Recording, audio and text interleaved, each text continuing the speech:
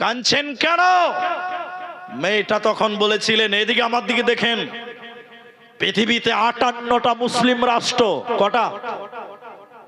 58টা মুসলিম রাষ্ট্র থাকার পরেও যদি আমাদেরকে এইভাবে তিলে তিলে তিলে তিলে মরতে হয়, আর বাইতুল মুকাদ্দাস যদি বেদখল হয়ে যায় এত মুসলিম এত রাষ্ট্র থাকার পরে, আমরা আল্লাহর কাছে সেদিন এই তামাম পৃথিবীর মুসলিম রাষ্ট্রদের উপরে বিচার দিব আল্লাহকে, যে আল্লাহ তোমার এতগুলো বান্দারা থাকতে, মতগুলো মুসলিম রাষ্ট্র থাকতে আমরা তিলে তিলে মারা গেছিলাম, বাইতুল মুকাদ্দাস ধ্বংস হয়ে গেছিল। এবার আপনারা বলুন, আমাদের ব্যাপারে যদি আল্লাহর কাছে বিচার দেয়, জবাব দিতে পারবেন? কিচ্ছু করতে পারবেন না। যুবক, একবার আল্লাহকে হাত তুলে বলো, আল্লাহ আমরা অসহায়, আল্লাহ তুমি গায়বী মাদদ দিয়ে তুমি তাদেরকে রক্ষা করো। পারবো কি পারবো না বলি ইনশাআল্লাহ। যুবকের দ্বিতীয় ইবাদত,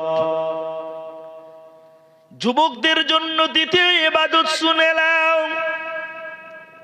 মাল ইনকাম করতে হবে, মাল কামাই করতে হবে, হালাল রুজি ইনকাম করতে হবে। আল্লাহ কোরআনে বলছেন, ওয়াবিমা আনফাকু মিন আমওয়ালিহিম, মাল ইনকাম করো বেটা ছেলে, তুমি পুরুষ তুমি ইনকাম করো, খরচা করো তোমার নারীর পেছনে। আবার মেয়েদেরকে বলবো খানিক পরে, মেয়ে ছেলে নারী পুরুষ, তাহলে পুরুষদের দ্বিতীয় কাজ কি বললাম? ইনকাম করা। কি করতে হবে? এরা কথা বলে না গো। আমাদের দেশে কিছু যুবক ছেলে আছে, দেখবেন একদিন কাজ করবে তো 3 দিন বসে খাবে, ওইটাকে শেষ হবে তারপর কাজে যাবে। এরকম ঢিলা মার্কা অলস মার্কা বেটা ছেলে আছে না নাই? হ্যাঁ, তোমাকে কামাই করতে হবে। ওই অলসতার জীবন ইসলাম গড়তে আদেশ করে না। ফর এক্সাম্পল দিচ্ছি, আপনি বুঝার চেষ্টা করেন। বয়স কম, ইনি মুরব্বী হয়ে গেছেন, উনি বয়স হয়ে গেছে, দাড়ি পেকে গেছে, মানে হয়ে গেছে, কাজ হয়ে গেছে। এদিকে দেখেন, এই বয়স্ক মানুষ 90 বছর বয়স, আপনারা বুঝার চেষ্টা করেন। আচ্ছা, আপনারা বুঝতে পারছেন তো কথাগুলো? মসজিদে বসে সুবহানাল্লাহ জোহরের নামাজ পড়তে গেছে, খাওয়া দাওয়া করে 90 বছরের বুড়া মানুষ বলছে, আর কি বাড়ি যাব, বয়স হয়ে গেছে, একদম আসরের নামাজটা পড়েই বাড়ি যাব। এবার জোহরের নামাজ পড়ে 90 বছরের বুড়া মসজিদের এক কানাতে বসে বলছে সুবহানাল্লাহ সুবহানাল্লাহ আলহামদুলিল্লাহ আল্লাহু আকবার, জিকির আজগার করছে। আমার মতন এটা 30 বছরের যুবক ছেলে বলছে, হবে বুড়া তো নেকি লুটালি লেবে, তাহলে আমি কেন বাড়ি যাব, আমিও সুবহানাল্লাহ সুবহানাল্লাহ করবো। এই 90 বছরের বুড়ার দিকে তাকিয়ে এবার আমার মতন 30 বছরের টাকরা জওয়ান ছেলে এবার ওর দেখে মসজিদের কানাতে বলছে, বুড়া তুই আবার দেখ, তোকে ফেল করবো, সুবহানাল্লাহ সুবহানাল্লাহ আলহামদুলিল্লাহ। ঝড়ের গতিতে তসবিহ চলছে। আচ্ছা আপনারা বলুন, আচ্ছা বয়স্ক মানুষটা জিকির করছে, এই যুবক ছেলেটাও জিকির করতে লাগলো। আচ্ছা বয়স্ক মানুষটার ইবাদতটা ঠিক আছে কিনা? ঠিক আছে, কিন্তু এই যুবক ছেলেটার জন্য এই ইবাদত ঠিক আছে? আল্লাহ বলুন, ঠিক নাই। ঠিক ধরেছেন, কেন ঠিক নাই বলুন তো? আরে সুবহানাল্লাহ সুবহানাল্লাহ এটা তো নফল। জি, এটা কি নফল না? এটা তো নফল। তাহলে নফল আগে না ফরজ আগে? আপনারা বলুন, একটু বলুন। কোরআন বলছে ফাইদা কুদিয়াতিস সালাত, হে দাদমাটির মুসলমান যুবকেরা শোনো, বলছেন যখন তোমার নামাজ হয়ে যাবে, তুফান্তাশিরু ফিল আরদি, ময়দানে বেরিয়ে যাও, জমিনে বেরিয়ে যাও, ওয়াবতাগু মিন ফাদলিল্লাহ, আল্লাহর ফজল তোমরা অন্বেষণ করো। তাহলে হালাল রুজি ইনকাম করা পুরুষদের জন্য ফরজ। তাহলে সুবহানাল্লাহ সুবহানাল্লাহ সে করবে যে হালাল রুজি ইনকাম করার মতন ক্ষমতা রাখে না, ও মসজিদে বসে সুবহানাল্লাহ সুবহানাল্লাহ করো, ওর জন্য ঠিক আছে। এখন যদি আমি বলি যুবক ছেলে না, আমিও জিকির করবো, ইনকাম করব না, এটা কোনোদিন ইবাদতের খাতাতে গণ্য হবে আমার জন্য না, ঠিক হবে না। আরেকটা কথা জিজ্ঞাসা করছি, কিছু মনে করবেন না। আপনার দিকে বিড়ি বানা আছে? হ্যাঁ, বিড়ি বানা আছে না? আচ্ছা আমি আপনাকে জাস্ট বুঝাবো, খালি বুঝবেন, আপনি ফতোয়া নিবেন না, ফতোয়া হেড মুলবিদের কাছে নেবেন, আপনি খালি বুঝেন, আমার কথা শুনেন। আবার আমাদের দেশে বিড়ি নাই। আসাম গিয়েছে, মুর্শিদাবাদের অনেক লোক আসামে থাকে, বহুত লোক ফেরি করে, আমি দেখেছি, ট্রেনে দেখা হয়। তা আমাদের দেশে বিড়ি নাই, কথা বুঝবেন, কথাটা হাসবেন না। এখন কিছু কিছু আপনাদের মধ্যে আছে, না থাকা লয়, বেটা ছেলেকে যখন বিড়ির কথা বলা হয়েছে তো বলছে, মুলি স্যার বিড়ি না বাড়লে সংসার চলবে না। আছে না? না একটু বলুন। হ্যাঁ, নাই? আচ্ছা, বিড়ি না বাড়লে সংসার চলবে না, তাহলে আসামের লোক মনে হয় না খেয়েই থাকে। হ্যাঁ, না খেয়ে থাকে না, আমরা বেঁচে আছি। কত খারাপ কথা খালি দেখলেন। পুরুষ মানুষ বলছে বিড়ি না বাড়লে সংসার হবে না। তুই কি হিজড়ে নাকি রে বাবা? তোর বোর ইনকাম তুই খাবি, তোর লজ্জা শরম লাগে না? তুই ইনকাম কর না। আল্লাহ বলছে বেটা ছেলে তুমি ইনকাম করো, মেয়েকে ইনকাম করো হারাম নয়। তুমি উচিত হলো বেটা ছেলেকে করতে পারো, আল্লাহর আদেশ আছে, মেয়েদেরকে বলেছে তোরা ইনকাম কর। কত শরমের কথা। বলছে বউ যদি বিড়ি না বাড়লে সংসার চলবে না, তাহলে আল্লাহ তো আদেশ করেছে তোকে ইনকাম করতে, ইনকামটা তুই কর। তুই বেটা ছেলে, তুই মরদ, তুই কি বেটি ছেলে ইনকাম খিচি রে? তোর কি লজ্জা শরম লাগছে না রে? আল্লাহর কোরআন এবার নারী পুরুষ উভয়কে একটা আমলের উদ্ধৃতি দিয়েছে, শুনেন। তাহলে শুনেলেন যুবক রে, হে পুরুষের দল, তোমাদের জন্য ইবাদত আছে। পুরুষ ইনকাম করবে, নারীদের পেছনে খরচা করবে। পুরুষ আল্লাহর যুবক বান্দারা আল্লাহর রাস্তায় লড়াই করবে, জিহাদ করবে, এটা যুবকদের জন্য স্পেশাল। আর নারীদেরকে চারটা আমল বললাম। 1 নাম্বার 5 ওয়াক্তের নামাজ, রমজানের সিয়াম, আর কিনা স্বামীর মালের হেফাজত করা, আর স্বামীর অধীনে জীবন গড়া। আল্লাহ তাবারাক ওয়া তাআলা মেয়েদেরকে বলছেন, শুনে নাও, আর রিজালু কাওয়ামুনা আলান নিসা। এবার মূল বিষয়টা নিয়ে এলাম। আচ্ছা, আপনি ইনকাম করবেন, নেকি পাবেন। আপনি ইনকাম করলে কি পাবেন? নেকি পাবেন। আপনি ভাবেন না খালি বউকে খিলাচ্ছি, ছেলে মেয়েকে মানুষ করছি, এই দুনিয়া না। বরং আল্লাহ আপনার আমল নামায় যদি হালাল রুজি ইনকাম করেন, আল্লাহ নেকি দিবে। নেকি দিবে না? নেকি দিবে। তা আল্লাহ বলছেন মেয়েদের পেছনে তোমাদের খরচ করতে হবে। কেন? আল্লাহ বলছেন নারীরা তোমাদের অধীনে বাস করে না, আপনি নারীর অধীনে বাস করেন। আমরা নারীরা আমাদের কি গার্জেন না? আমরা নারীদের গার্জেন, আমরা মেয়েদের গার্জেন। আল্লাহ বলছে তোকে পুরুষ বানালাম, গার্জেন বানালাম। আর রিজালু কাওয়ামুনা আলান নিসা, নিসা নারীদের নেতা তোমাদেরকে বানালাম পুরুষ। কেন? বলে তোমরা ইনকাম করো, এটাই তোমাদের জন্য ইবাদত, এটাই তোমাদের জন্য ইবাদত। আর কিছু ইবাদত আপনাকে বলি, একটা একটা করে বলি। দেখেন এদিকে তাকান। ঘড়ি, ঘড়ি, এই ঘড়ি পরাটাও ইবাদত। এবার আপনি বললেন মুলি সাহেব মনে হয় রিংটাল হয়ে গেছে। না, ঘড়ি পরাটাও কি বললাম? ইবাদত। কেন? আচ্ছা, ইসলামে প্রায় সব ভালো কাজ ডান দিক থেকে না বাঁ দিকে? হ্যাঁ, ডান দিকে। যত ভালো কাজ আছে সব ডান দিকে। এখন ডান দিকে রসুল পছন্দ করতেন, এটা মনে করে কেউ যদি বলে যে হাতের ঘড়িটা আমি ডান দিকেই পড়বো, আমার রসুল ডান দিকে পছন্দ করতেন, তাহলে রসুলের পছন্দ অনুযায়ী কেউ যে ডান হাতে ঘড়ি পরে, তাহলে ঘড়ি পরাটা কি হবে? ইবাদত হবে। হবে না? আপনি লেট্রিন এ যাবেন, পায়খানা করতে যাবেন, যাওয়াটাও ইবাদত। যাওয়াটা কি? তার মানে সারাদিন পায়খানায় বসে থাকবো, ইবাদত হবে না। কথাটা ভুল না হয়। ইবাদত কোনটা হবে? ইবাদত ওইটা হবে বাঁ পা আগে দিব, দুয়া পরে বাথরুমে যাব, আবার ডান পা আগে দিব, দুয়া পরে বের হব। এই দুয়া রসুলের সিস্টেমে যদি কেউ বাথরুম করতে যায়, বাথরুম থেকে বের হয়, তাহলে এগুলো ইবাদত হবে কি হবে না? বলুন, হবে। টোটাল মুমিনের জিন্দেগিটাই একটা ইবাদত। কি হবে বললাম? ইবাদত। নারী পুরুষ এবার ইবাদত। মেয়েদের পর্দার কথা বলতে গিয়ে অনেক কথা বলেছি, অনেকটা রেখেছো, শোনেন। আবার নারীদের কাছে যাব তার আগে আয়াতগুলো শুনিলেন। আত্তাইবুন আল আবিদুন আল হামিদুন। আল্লাহ তাবারাক ওয়া তাআলা আটটা কথা বলেছেন জান্নাতি মুমিনদের ব্যাপারে, মুমিনাদের ব্যাপারেও আটটা কথা কোরআনে বলেছেন। তার একটা হলো ইবাদতকারী হয়ে যা, ইবাদত করনেওয়ালা হয়ে যা। সারা পৃথিবীর বান্দা বান্দীদের জন্য, মুসলিম নর নারীদের জন্য গুরুত্বপূর্ণ একটা ইবাদত হলো যে ইবাদতটা কিয়ামতের দিন সর্বপ্রথম জিজ্ঞাসা করা হবে। আউয়ালু মা ইউহাসাবু বিহি আবদু ইয়াউমাল কিয়ামা।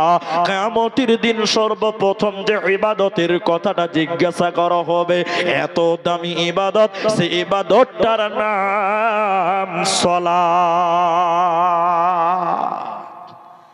পর্দা বলেন আর স্বামীর ইতাআত বলেন আর আপনার কিনে হাতের ঘড়ি সুন্নতের বলেন, সুন্নতের চেহারা বলেন, যত যা কিছু আছে, কিয়ামতের দিন সর্বপ্রথম ইবাদতের কথা জিজ্ঞাসা করা হবে, তুমি নামাজ পড়েছো?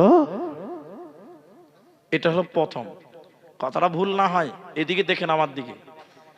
আমাদের দেশে কুরবানিতে খুব বড় বড় কুরবানি দেয়, খুব বড় বড় কুরবানি দেয়।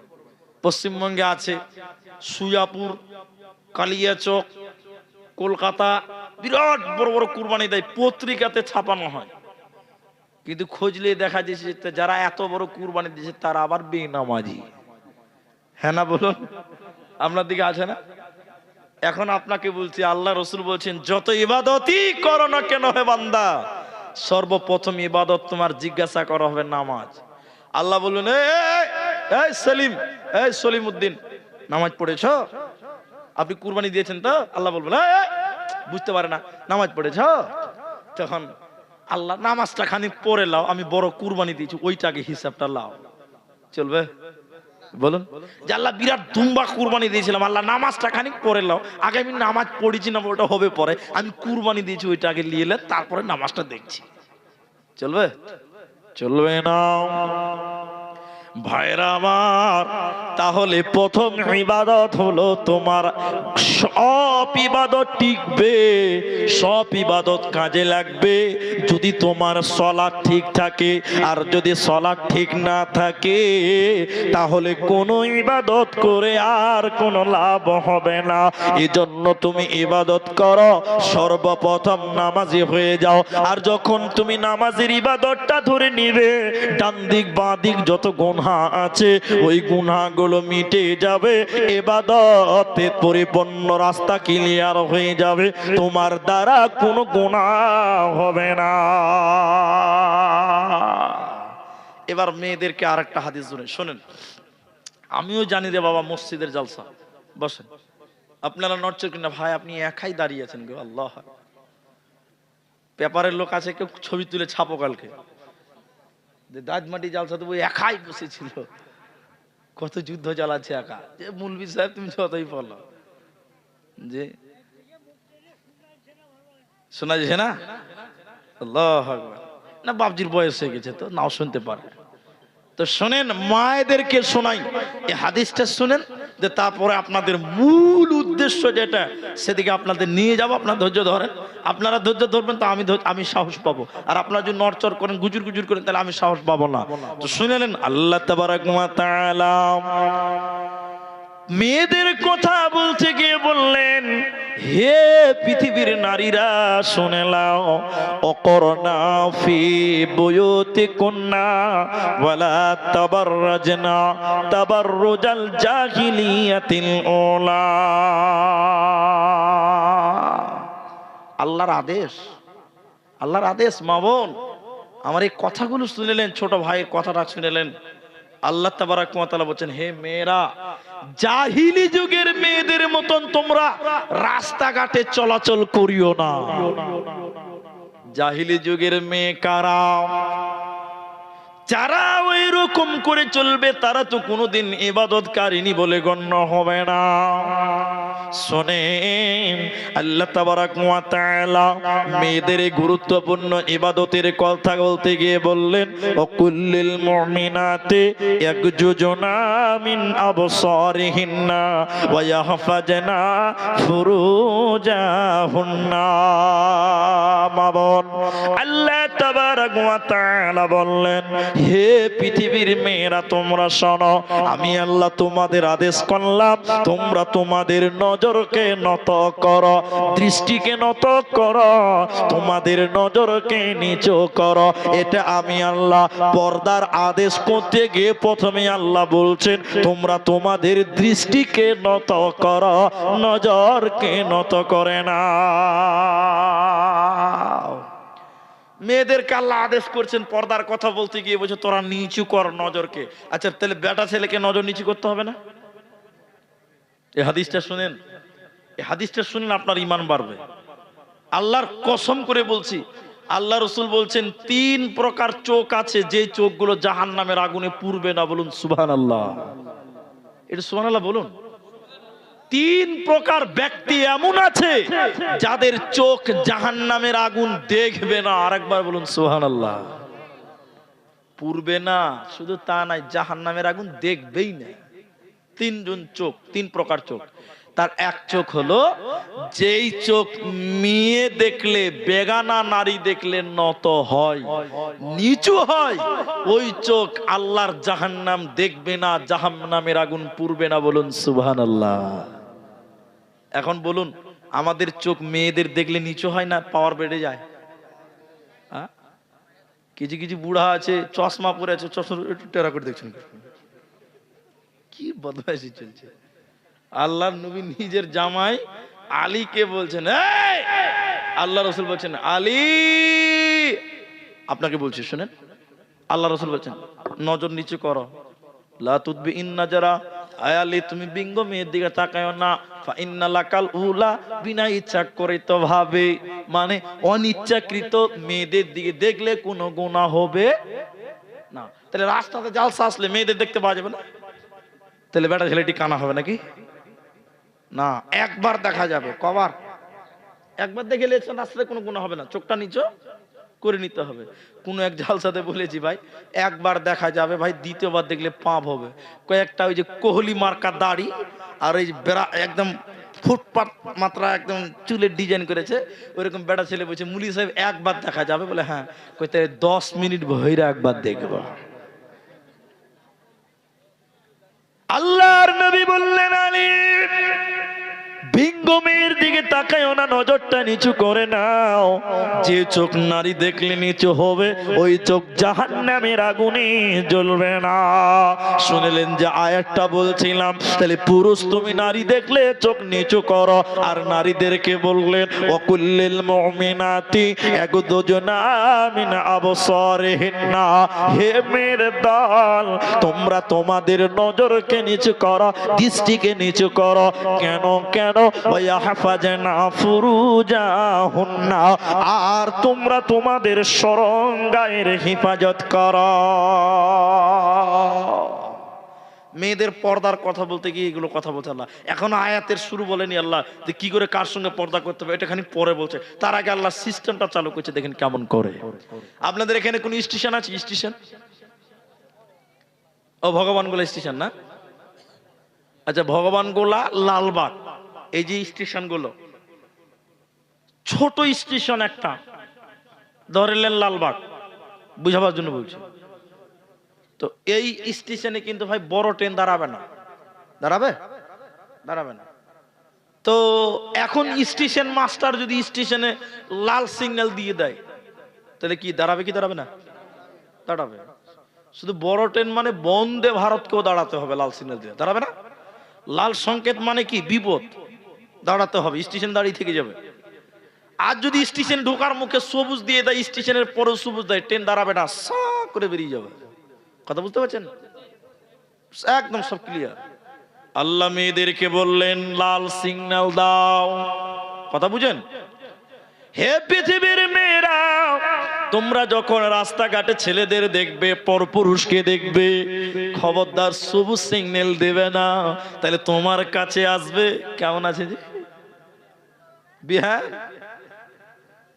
আরো কত জি। যদি তুমি বলো এই এই হটো, তোমরা আমাদের কাছে কেন এসছো, কোন মেয়ে যদি ধমক দেয়, বেটা ছেলেরা ভিড়তে পারবে? জোরে বলুন। আল্লাহ তাবারাক ওয়া তাআলা বলেন, ওয়াকুল লিল মুমিনা, হে পৃথিবীর নারীরা তোমরা লাল সিগন্যাল দাও, কোন বেটা ছেলে যেন তোমার দিকে আকর্ষিত হতে না পারে, তোমার সঙ্গে বন্ধু জমাতে না পারে। এখন বলছে হ্যাপি নিউ ইয়ার, পিকনিক খাবে, আপনার মেয়ে বলছে আব্বা দীঘা যাবো। কার সঙ্গে যাবি রে? কইছে আমাদের হেড স্যার যাবে, আমাদের বন্ধু বান্ধবরা সব যাবে। চলছে কি চলছে না বলো? আল্লাহ তাবারাক ওয়া তাআলা বলেন লাল সিগন্যাল দাও, পৃথিবীর কোন পুরুষ তোমার কাছে যেতে পারবে না। আর যদি তুমি নিজেই ঘুজুর ঘুজুর করে আগে যাও, সব ট্রেন ঢুকে যাবে, অ্যাক্সিডেন্ট হয়ে যাবে, জিনা হবে, ব্যভিচার হবে। এজন্য আল্লাহ পর্দার কথা বলতে গিয়ে বললেন তোমরা তোমাদের নজরকে নিচু করো। ফাহিশা শুরু হতি হে আঁখ সে, খতম হতি হে সারাঙ্গা সে। জিনা শুরু হয় কথার মাধ্যমে, চোখের মাধ্যমে, একজন আরেকজন দেখার মাধ্যমে। এই জন্য আল্লাহ বলতে নজরকে নিচু করে নাও, জিনা শুরু হবে না, হবে না। পর্দার কথা বলতে গিয়ে মেয়েদের দ্বিতীয় নম্বর বলছেন ওয়াহফাজনা ফুরুজাহুন্না, আর তোমরা তোমাদের শরঙ্গায়ের হেফাজত করো। হাজি আস্তাগফিরুল্লাহ নাউজুবিল্লাহ। আজকে আস্তে আস্তে দেখছিলাম, আমার গাড়ি মারুতি নিয়ে আসছিলাম, আমরা 5 জন ছিলাম আমার গাড়িতে, সাক্ষী আছে, এমনি বলছি না। একটা মেয়েকে দিয়েছি ভাই, স্কুটিতে পড়ছে সে, বুঝলেন, স্কুটি না মোটরসাইকেল ছিল ইসমাইল, স্কুটি ছিল। একটা মেয়ে স্কুটিতে বসে আছে, মানে বেটা কেউ চালাচ্ছে, ওর পেছনে আছে, তো মেয়েটা দুদিকে পা করে বসে আছে। নাউজুবিল্লাহ বলবেন না, দুদিকে পা করে বসে থাকা বেটা ছেলে, বেটি ছেলেকে দেখেছে বহুত আছে। বাচ্চা ছেলে আছে, কথাটা বললাম না, বুঝে নেবেন। প্রতিটা মেয়েদের লজ্জাস্থানে একটা পর্দা আছে, যারা বিবাহিত পুরুষ তারা আমার চেয়ে ভালো জানে। জি আছে না? না বলুন। যারা নাবালক তারা ইশারাতে বুঝে নেবেন, আপনারা জ্ঞানী মানুষ, খুলে বলছি না। এইরকম করে যদি পা ছড়িয়ে বসে, এটা লজ্জার কথা নয়, জানার ব্যাপার আছে। পর্দাটা ফেটে যাওয়ার চান্স কম না বেশি? বেশি। আল্লাহ বলছেন তোরা তোদের সতীত্বর হিফাজত কর। লজ্জাস্থানের হিফাজতের কথা আল্লাহ কেন বললেন? আল্লাহ বলছেন, নবী বললেন লা তাকুমুস সাআ, অতক্ষণ পর্যন্ত কিয়ামত হবে না যতক্ষণ পৃথিবীতে একজন আল্লাহ আল্লাহ বলনেওয়ালা থাকবে। বলে আল্লাহওয়ালা কতদিন থাকবে? যতদিন আল্লাহ ওয়ালি থাকবে ততদিন আল্লাহওয়ালা থাকবে। তার মানে কোন মেয়ে যদি বলে আমার সতীত্ব ঠিক আছে 100%, তাহলে আমি আব্দুর রহমান বলছি কিয়ামত হবে না, হবে না। কারণ যতদিন সতীত্ব ঠিক থাকবে ততদিন পৃথিবীতে আল্লাহওয়ালা আসবে, আর যতদিন আল্লাহওয়ালা আসবে ততদিন কিয়ামত হবে না, হবে না। বোঝাবার জন্য উদাহরণটা দিচ্ছি, কথাটা ভালো করে বুঝেন। এই রাস্তা দিয়ে, মানে উমরপুর, জঙ্গিপুর, লালগোলা, ভগবানগোলা বাইপাস রুটে বহরমপুর দিয়ে কলকাতা, কথাটা বুঝতে পারছেন আপনারা?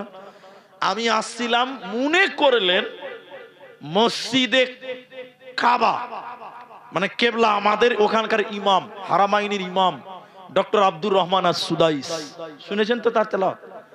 মনে করলেন ও ঘুরতে এসছে ইন্ডিয়া, তো আমার সঙ্গে খুব পিরিত জমেছে, তো আমার গাড়িতে বসে আছে, বুঝাবার জন্য বলছে। তো আসাম যাব, কলকাতা থেকে রিসিভ করে নিয়ে এলাম, তো দেখলাম খুব জাম বহরমপুরে, তো এই দিকে ঢুকেছি, সন্ধ্যা লেগে গেছে। দেখেন ভালো করে কি লেগেছে। এবার দাঁতমাটি গ্রামে ফোন করলাম যে এত দামি লোক কোথা রাত জাগিয়ে আসাম নিয়ে যাব। তো দাঁতমাটিতে রাতটা থেকে কাবার ইমাম, সকালবেলা আবার যাব।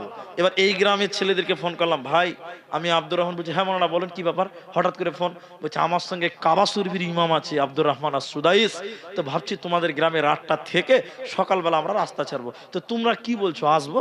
আচ্ছা আপনারা কি বলেন, আসবে? আসতে বলবে কি বলবে না? খুশি হবে না? শুনবে না? ওরে সুবহানাল্লাহ, এই গ্রামের ছেলে এত খুশি হবে, যদি ভিক্ষা করতে হয় করবে, তাও একটা এসি রুমের ব্যবস্থা করবে, করবে না? জীবনে একবার শখ, যে হ্যাঁ কিনা বলুন। একদম এসি টেসি ঠিক করে, রুম ঠিক মসজিদের পাশে এসি লাগিয়ে দিয়েছে, একদম রুমটাকে টিপটপ করে সাজিয়েছে। তো ইমাম সাহেব আর বউকে বলছে, মানে ওর বিবিকে বলছে, দেখো খুব দামি লোক আসবে, ঘরটা তুমি খেয়াল রাখো, আমি একটু ভগবানগোলা থেকে মুলি সাহেবকে রিসিভ করে নিয়ে আসি। কথা বুঝতে পারছেন?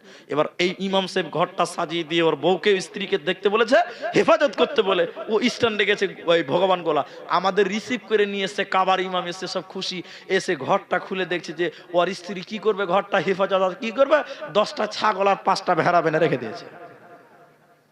আচ্ছা বলুন, ওই ঘরে এত দামি সম্পদ রাখা যাবে? একটু বলুন যাবে? একটু বলুন যাবে? ছি ছি ছি, রাখা যাবে না। আল্লাহ তাবারাক ওয়া তাআলা মেয়েদের সতীত্বটাকে সাজিয়ে দিয়ে বলেছেন, ওয়া ইয়াহফাজনা, হেফাজত করিস রে ওরে আমার বান্দি রে। পৃথিবীতে যত বক্তা, যত আলেম, হাফেজ, কারি, মাওলানা, মুফতি, মুহাদ্দিস, পীর, আব্দাল, পীর, পয়গম্বর, নবী, রাসূল, যত দামি লোক হোক না কেন রে, এই রাস্তা দিয়ে পৃথিবীতে আসবে। অতএব তুই তোর সতীত্বর হেফাজত কর। এখন আপনারা বলুন, কোন মেয়ে যদি তার সতীত্ব লুচ্চাকে দিয়ে নষ্ট করে দেয়, ওই জায়গাতে ভালো ছেলে জন্ম নিবে? জুড়ে বলুন। দামি জায়গায় দামি লোক থাকবে, আর খারাপ জায়গায় দামি লোক জন্ম নিবে না। এজন্য মেয়েদেরকে বলেছে, ওয়া হাফাজনা, হিফাজত করিস রে আমার বান্দে, ফুরুজাহুন্না, তোরা তোদের লজ্জাস্থানের হেফাজত কর। ওয়ালা ইউবদিনা যিনাতাহুন্না, আর তোমরা তোমাদের জিনাতকে নিচু করে না। জিনাত, জিনাত কাকে বলে? ভাই আপনারা উঠিয়েন না আল্লাহর রাস্তায়, আর আধা ঘন্টা টাইম বসেন, আধা ঘন্টা টাইম বসেন না? বিরক্ত লাগছে খুবই? একবার তাকবীর দেন তো, লিল্লাহি তাকবীর। এটা জুড়ে বলুন, লিল্লাহি তাকবীর। এই তো জায়গা খুব সুবিধা, কাপ পেশাব লাগলে চুপ করে চলে যান, সরিষার বাগান লাগা আছে, খুব সুবিধা। খালি পানি নিতে হবে, আবার পানি না নিলে গন্ডগোল হয়ে যাবে। ধৈর্য হারা হবেন না। আমরা সবাই আধা ঘন্টা টাইম বসবো, বলেন ইনশাআল্লাহ। এবার আপনাদেরকে বলছে, শুনুন ভাই আমার, মা আমার, আল্লাহ বলছেন তোমরা তোমাদের জেনাতের কথা আল্লাহ দুবার বলেছে। কবার? দুবার। জেনাত বলতে মেয়েদের